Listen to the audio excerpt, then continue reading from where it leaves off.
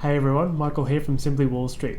So this week we wrote a piece on Coca-Cola, and that company has been around for 129 years, so it's had its fair share of world events. But through thick and thin, it's still managed to sell the very famous Coca-Cola that we all know. So our piece this week, we wanted to focus on its dividends because it's become very well known for its consistent dividend history. And the first thing we cover is, yes, its dividend history is outstanding, but we have some concerns.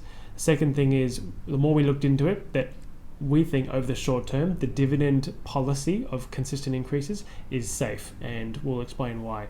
And the last thing is that over the longer term though, the growth initiatives that the company is currently pursuing don't seem to be enough to sustain the dividend increases, so we think the company might need to pursue some other avenues.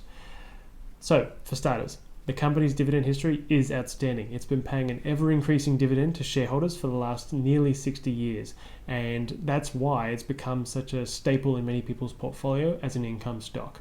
We can see from this chart here that over the last 10 years alone, from 2010, it's increased at about 7% per year from 88 cents to $1.68.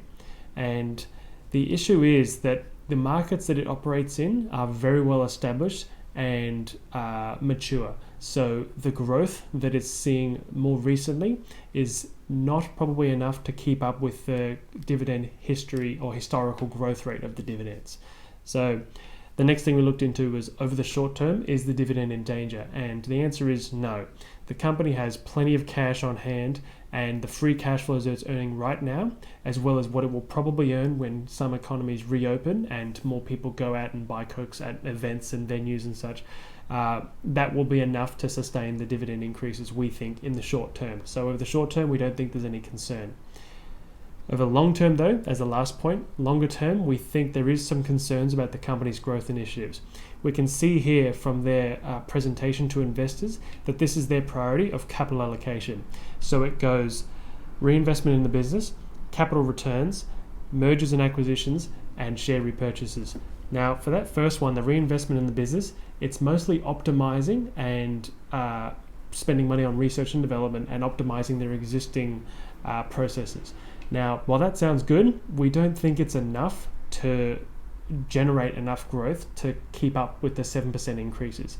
So we think that the growth initiatives they need to consider in the longer term need to be more aggressive. So that might be mergers and acquisitions or expanding into new business lines where the growth rates could be higher. And that could be something like packaging.